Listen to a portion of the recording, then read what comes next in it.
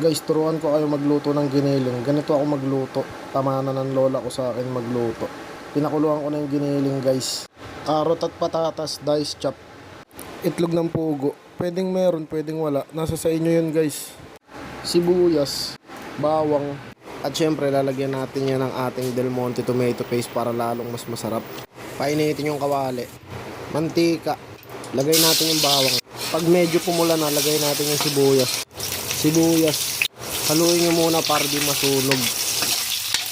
Ilagay ang giniling. Sangkot sa muna, guys, para medyo pumula. Balat na yung itlog ng pugo. Yan, guys, sangkutsado na. Lalagay na natin yung patatas at karot. Sangkutsan nyo muna, guys, para maghalo-halo lahat. Lagyan nyo ng konting tubig, pampakulo lang. Takpan nyo, guys, mga 10 to 15 minutes para lumambot. Pag okay na, lagay natin yung bell pepper. Pampalasa lang. Nor pork cube. Lagyan nyo ng konting asin, paminta, konting magic, pampalasa. Lalagyan natin ng Del Monte tomato paste. Lalagyan ko na ng tomato paste, tapos haluin nyo, guys.